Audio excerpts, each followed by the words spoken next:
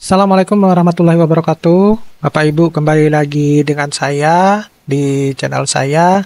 Nah, saya mau melanjutkan pembahasan terkait dengan Kemendikbudristek nomor 500 tahun 2024 itu yang terkait dengan indeks kinerja dosen. Nah, ini saya mengutip dari PPT-nya Prof. Sri Gunani ya, di mana ini yang berkaitan dengan sebenarnya tahapan implementasi indeks kinerja dosen di perguruan tinggi itu seperti apa. Jadi ini mungkin Bapak Ibu harus bisa ya mengacu kepada format yang ada di dalam penyampaian video ini yang bisa Bapak Ibu bisa dijadikan sebagai acuan untuk mengukur sebenarnya indeks kinerja dosen di masing-masing perguruan tingginya. Jadi kita merancang ya bahwa kalau pada kolom ini itu adalah indeks kinerja minimal yang disyaratkan di dalam Kemendikbudristek nomor 500 tahun 2024. Nah, di kolom berikutnya itu adalah standar minimum yang Bapak Ibu inginkan atau mau menaikkan standar yang telah ditetapkan oleh Kemendikbudristek nomor 500 tersebut. Nah, jadi kalau kita lihat Bapak Ibu di sini ya, pada bagian alur pembuatan indikator kinerja dosen di perguruan tinggi itu sebenarnya ada beberapa alur tahapan yang Bapak Ibu harus perhatikan. Yang pertama itu ada alur untuk perguruan tinggi yang mengikuti standar kementerian yang sepenuhnya atau mau mengikuti atau mau melebihi atau melampaui standar minimum yang ditetapkan. Gitu ya. Jadi alurnya itu seperti ini ya. Jadi misalnya perguruan tinggi itu menentukan dulu standar minimum IKD-nya atau mau melampaui standar minimum IKD tersebut. Nah, kita anggap contoh misalnya kita mau mengikuti standar minimum dulu. Nah, kalau kita mau mengikuti standar minimum, maka perguruan tinggi itu harus mengikuti standar minimum yang telah ditetapkan di dalam Kemendikbudristek nomor 500 tahun 2024 tersebut. Nah, setelah itu, perguruan tinggi itu harus mengembangkan ukuran untuk setiap target capaian, termasuk besaran SKS dan Tridharma. Nah, tentunya ketika Bapak Ibu merancang pada poin yang ini, yang saya bold ini, itu Bapak Ibu harus menyesuaikan dengan visi misi tujuan dari program studi dari perguruan tingginya. Kemudian harus disesuaikan dengan kemampuan dari sumber daya manusia yang ada di kampus tersebut atau di universitas tersebut. Nah, jadi tugasnya perguruan tinggi itu saat ini itu harus sudah menindaklanjuti atau menilai sebenarnya kemampuan dosen-dosen saya di perguruan tinggi itu seperti apa. Apakah saya mau mengikuti alur yang sesuai dengan standar minimum atau saya mau melampaui standar minimum ini. Nah, tentunya ketika Bapak Ibu sudah menganalisis kemampuan dari masing-masing dosennya dan juga sudah menyesuaikan dengan visi misinya, maka tentunya laporan atau pencapaian di dalam IKD itu akan terpenuhi. Nah, oleh karena itu di sini itu membutuhkan kesepakatan antara universitas ya di poin ini, di poin A ini menentukan atau membutuhkan kesepakatan antara universitas dan dosen-dosennya. Nah, lalu bagaimana dengan yang alur dari perguruan tinggi yang memilih untuk melampaui standar minimum kementerian? Nah, kalau yang ini itu lebih kepada PTN mungkin ya, karena mereka memiliki fasilitas yang mumpuni di dalam urusan penelitian dan sebagainya. Kemudian mereka juga ditunjang dengan SDM yang juga bisa dikatakan juga mumpuni. Nah, oleh karena itu, tetapi ini juga bisa menjadi bumerang ini di antara perguruan tinggi negeri terutama ya. Kenapa demikian? Karena kalau misalnya kita dianggap sebagai masih buta ya terhadap informasi ini, kemudian kita kurang mendalam menganalisis sebenarnya kemampuan dosen-dosen kita karena kita tidak bisa melihat dari segi pribadi masing-masing, tetapi secara general karena ini adalah menyangkut tentang nama universitas ya, kredibilitas dari universitas tersebut.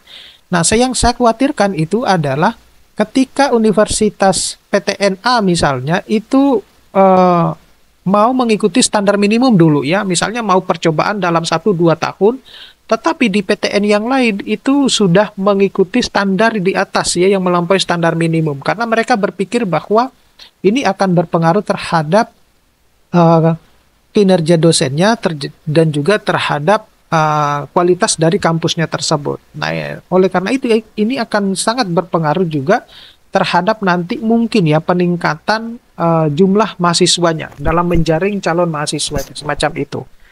Nah, oleh karena itu, kalau kita mau melampaui standar minimum dari kementerian ini, maka perguruan tinggi itu ya tentunya harus memilih ya di atas dari standar minimum tersebut di dalam IKD yang telah ditetapkan itu.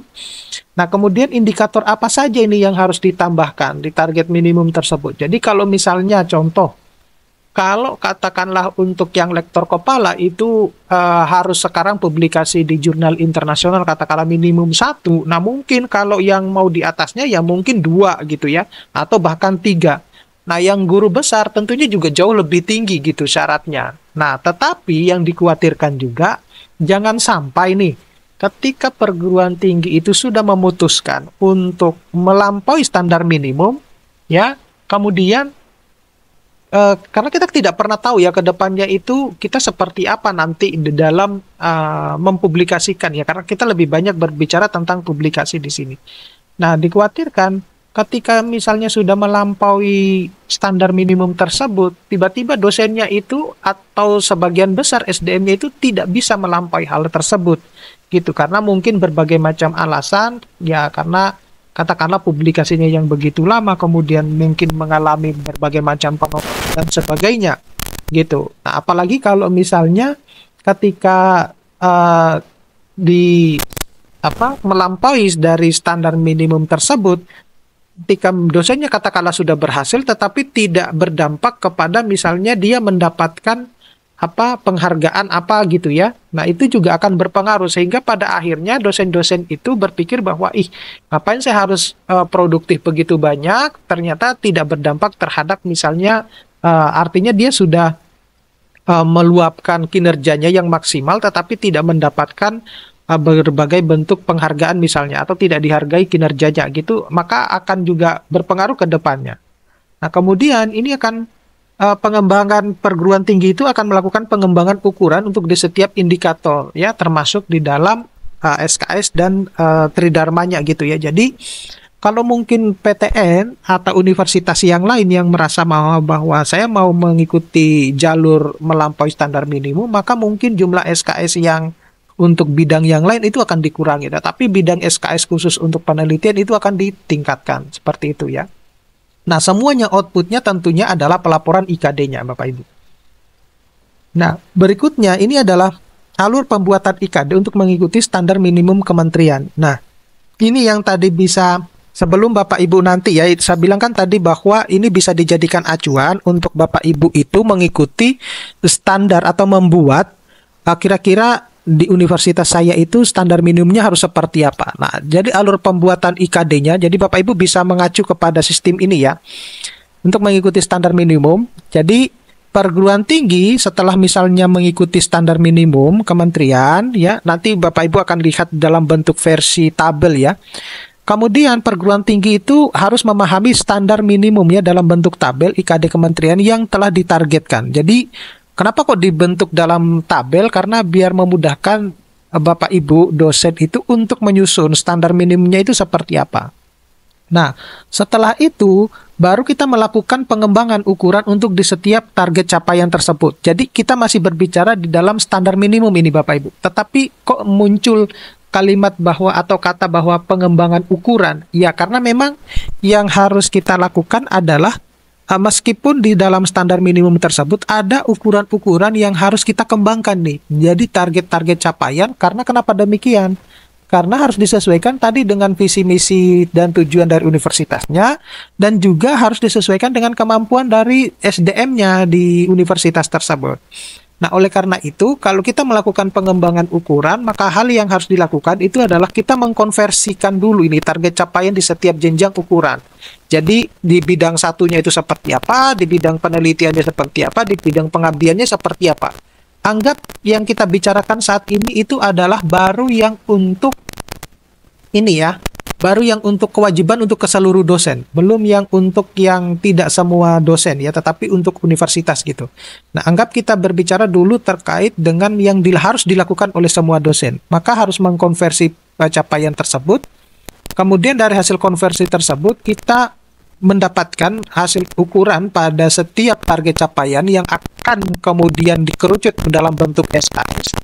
Dan kemudian kita menyepakati IKD dalam bentuk yang sudah disebut bersama di dalam dokumen tersebut. Itu yang kemudian kita lakukan. Nah, di sisi yang lain, kita juga sebenarnya dapat menentukan hasil kerja dari setiap target capaian tersebut.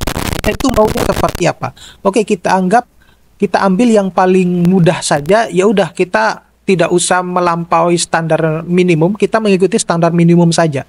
Nah, itu yang harus kemudian disepakati, karena kenapa demikian? Ini juga akan berpengaruh Bapak Ibu terhadap karir dosen di universitas itu maunya seperti apa.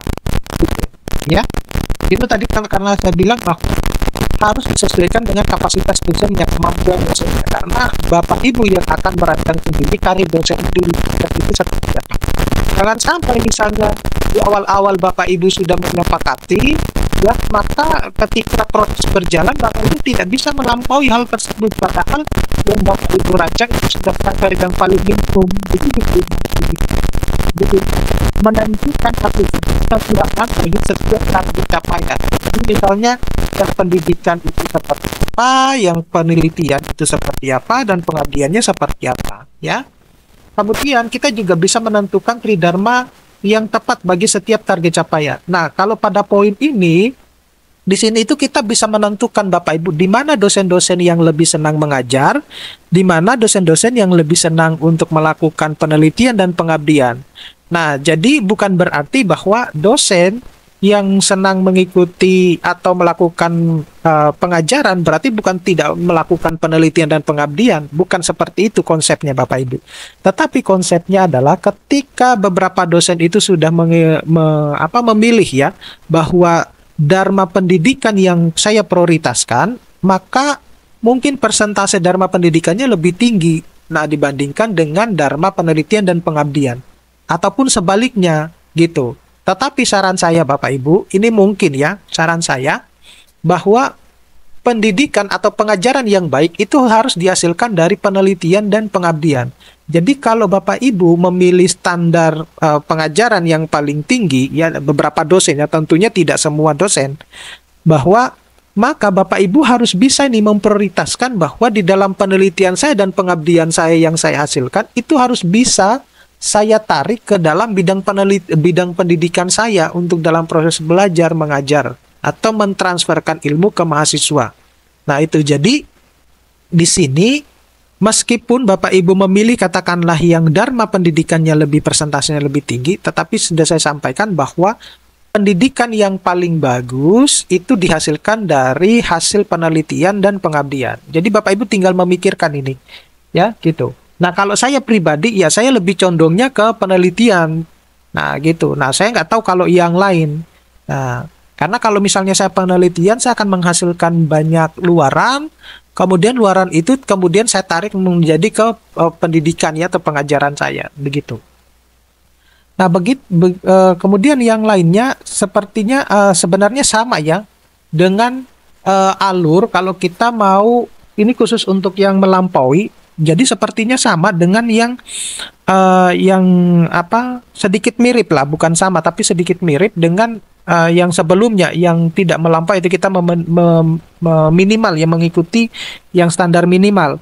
Jadi kalau yang poin standar minimal itu ada 2 poin utamanya, kalau yang di sini ada 3 poin utama ya. Jadi setelah misalnya perguruan tinggi itu memilih untuk melampaui standar minimum IKD, berarti mereka menyampingkan yang standar minimumnya, maka perguruan tinggi itu harus memahami tabel IKD standar minimum di setiap kementerian, ya, di standar minimum kementerian itu, ya, karena di dalam Kemendikbudristek itu kan sudah dalam bentuk tabel ya Bapak Ibu. Jadi itu Bapak Ibu tabel untuk standar yang dijadikan acuan, sedangkan tabel yang lainnya itu dijadikan sebagai standar yang Bapak Ibu rancang sendiri. Nah, kemudian di poin keduanya itu disesuaikan atau menambah target capaian gitu ya. Tentunya karena ada kata atau ya. Jadi Bapak Ibu sebenarnya karena Bapak Ibu memilih untuk melampaui dari standar minimum, berarti Bapak Ibu harus menambah target-target capaian yang telah ada di dalam standar minimum tersebut. Nah, kemudian baru dikembangkan ukurannya untuk setiap target capaian di dalam IKD tersebut, yaitu dengan standar minimum plus standar yang melampaui tersebut. Jadi Bapak Ibu nanti akan menulis ya standar yang dilampaui itu seperti apa. Nah, proses ininya ya hampir mirip dengan yang tadi. Jadi kita melakukan konversi, kemudian mengkonversikan ukuran tersebut. Maka luaran output terakhirnya tentunya adalah pelaporan IKD. Sedangkan untuk PT itu menentukan hasil kerjanya juga di luaran dan juga menentukan tridharma yang pada setiap target capaian. Nah, berikutnya itu Bapak Ibu adalah pengembangan peran dan pengembangan tabel indikator kinerja. Nah, ini kita sudah akan sedikit mengarah kepada tabel nanti ya. Jadi sedikit-sedikit saya jelaskan di sini. Yang pertama itu adalah bagian dari IKD yang ditetapkan oleh kementerian. Jadi ada karakter dosennya seperti apa ya. Tentunya ini ditetapkan berdasarkan Permendikbudristek nomor 44 tahun 2024. Jadi Bapak Ibu, ketika Bapak Ibu menyusun IKD itu, Bapak Ibu tidak boleh lari ya atau tidak boleh menyampingkan Permendikbudristek nomor 44 tahun 2024 ini yang berkaitan dengan karir dosen ya, penghasilan dosen gitu ya. Kemudian, bagian dari IKD yang ditetapkan ini, namun PT dapat melakukan penyesuaian, misalnya melakukan pelampauan, ya, misalnya indikator kinerja dosennya seperti apa, kemudian indikator kinerja perguruan tingginya seperti apa. Kalau poin B ini tidak semua dosen ya, jadi tidak semua dosen bisa melakukan ini.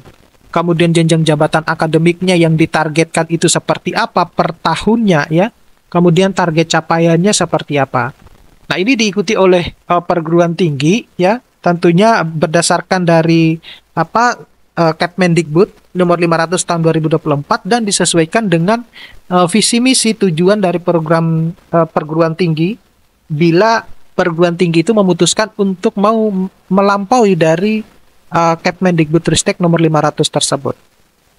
Kemudian bagian dari IKD yang ditetapkan oleh perguruan tinggi mulai dari ukuran ya, ukuran termasuk di dalamnya itu adalah konversi dari SKS-nya, kemudian hasil kerja outputnya, kemudian penataan tridharma. Jadi menetapkan atau dikembangkan oleh PT dari contoh yang sesuai yang disediakan oleh best practice yang telah dilakukan oleh perguruan tinggi. Jadi perguruan tinggi itu selama ini dia melakukan konsep seperti apa yang dianggap sebagai praktek terbaiknya dia di universitas tersebut.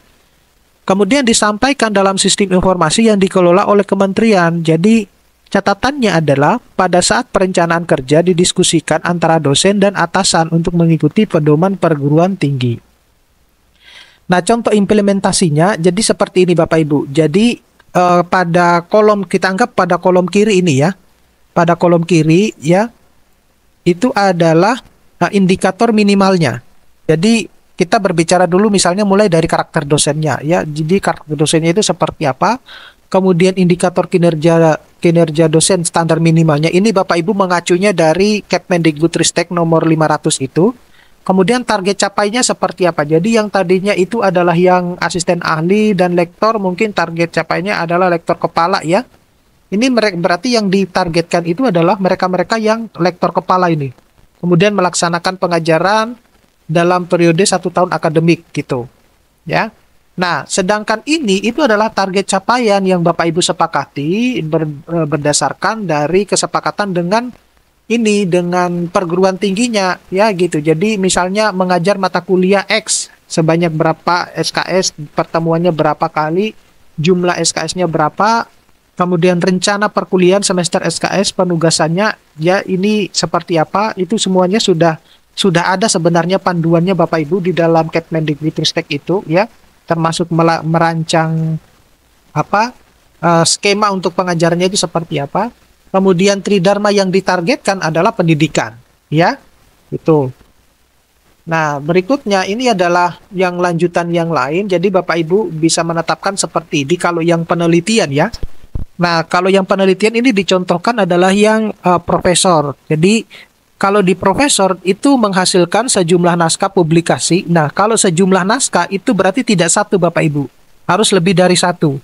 Ya, publikasi ilmiah di jurnal internasional bereputasi. Nah, ini sudah pernah saya singgung yang kemarin banyak ditolak guru besarnya gara-gara tidak memahami jurnal internasional bereputasi. Jadi, ini saya ingatkan kembali bahwa seakan-akan di Indonesia itu dosen-dosennya yang penting terindeks Scopus gitu. Mereka sudah menganggap itu adalah jurnal internasional bereputasi. Tidak semacam itu Bapak Ibu ya.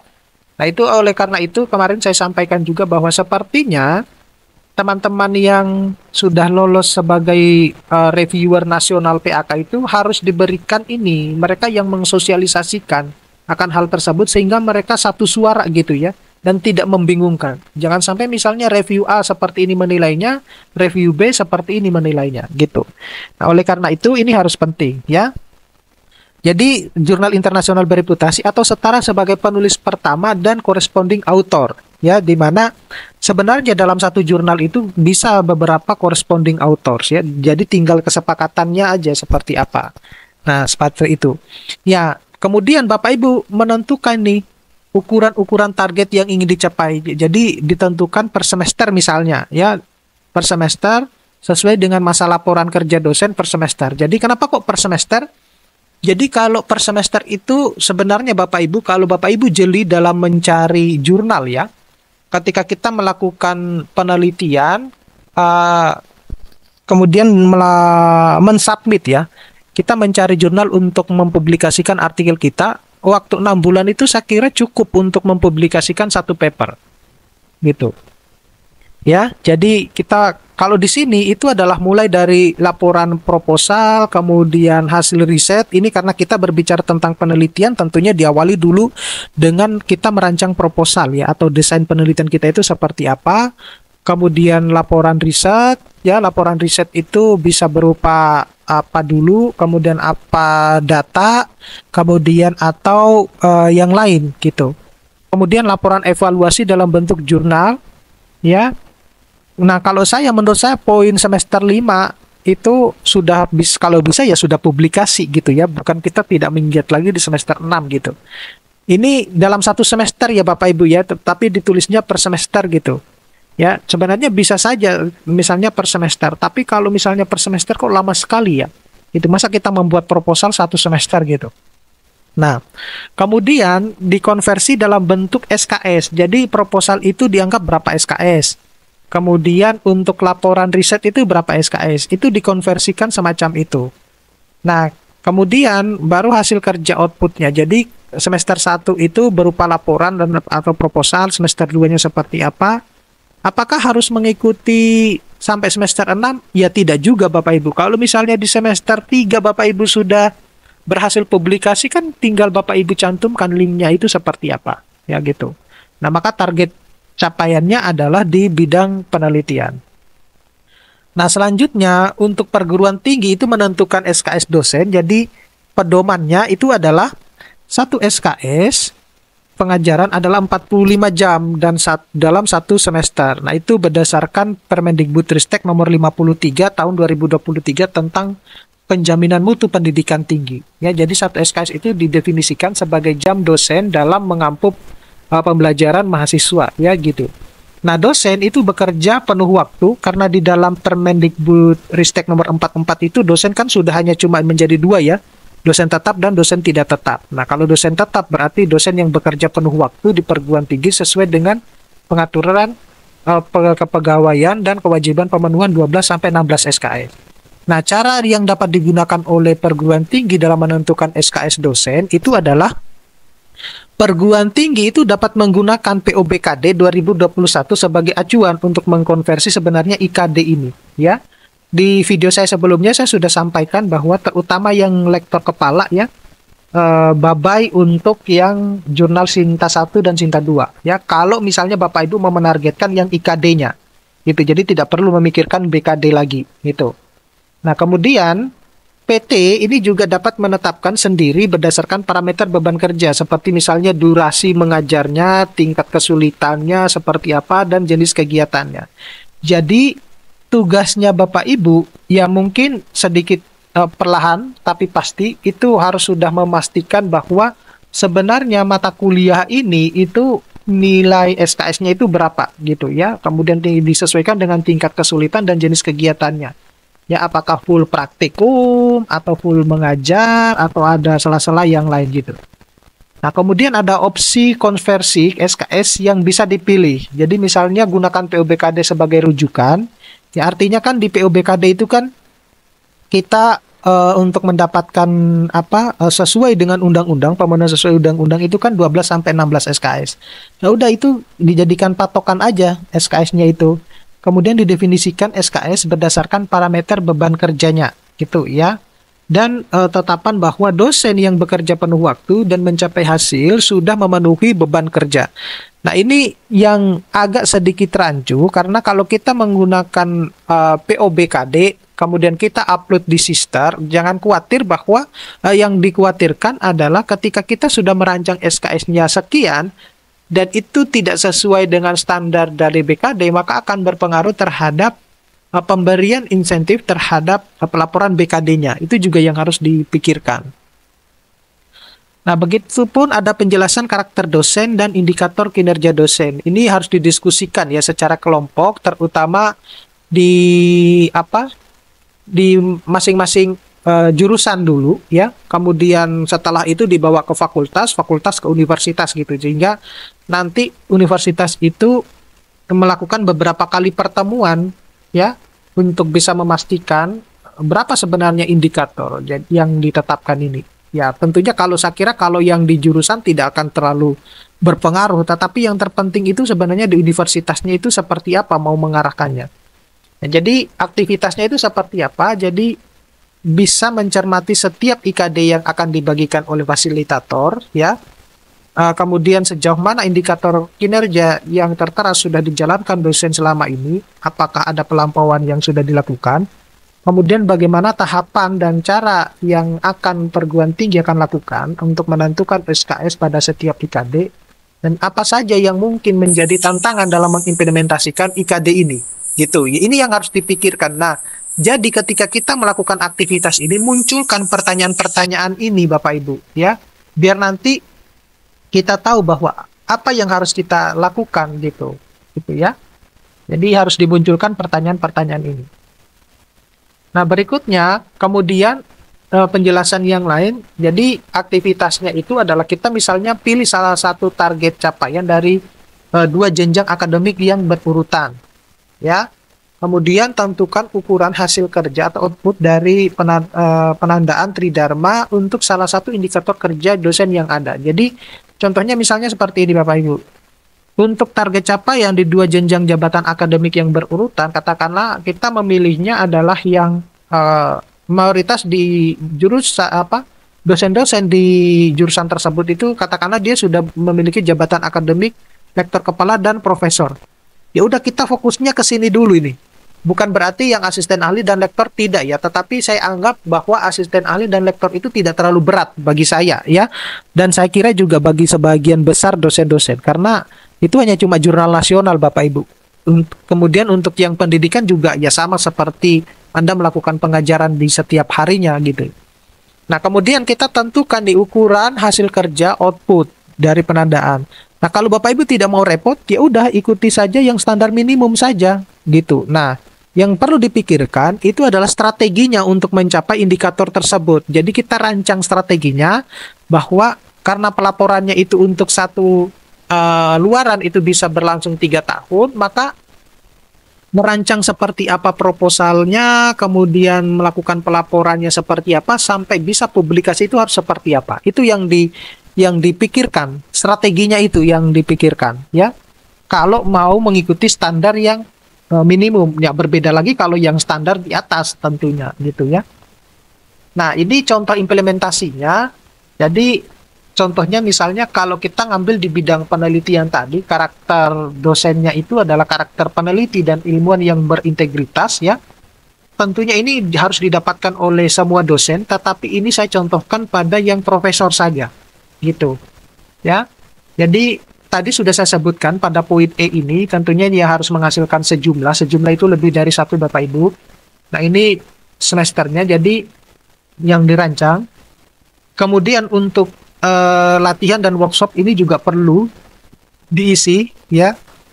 Macam-macam Bapak Ibu tinggal merancang aja workshopnya seperti apa. Kemudian ini kalau mau diisi ya diisi, tidak juga sebenarnya nggak apa-apa. Tapi kalau saya seharusnya diisi gitu ya.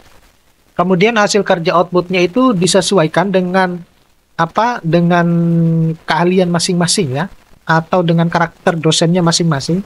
Jadi kita anggap bahwa semester 1, semester 2 oke lah. Jadi kita mungkin bisa menargetkan ya oke, udah lah.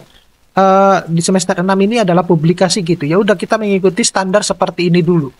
Gitu. Nah, ketika misalnya pada tahun berikutnya Bapak Ibu bisa melampaui ini, ya udah, mungkin di semester 5-nya harus sudah publikasi gitu. Jadi di step by step, kemudian kita evaluasi di setiap tahunnya. Sistem kerjanya semacam itu Bapak Ibu. Nah, tridharmanya yang ditargetkan adalah penelitian. Nah, oke Bapak Ibu, mudah-mudahan ini bisa bermanfaat. Nanti kita ketemu pada video-video berikutnya masih membahas tentang Permendikbudristek nomor 500 Kemendikbudristek nomor 500 tahun 2024. Saya akhiri, assalamualaikum warahmatullahi wabarakatuh.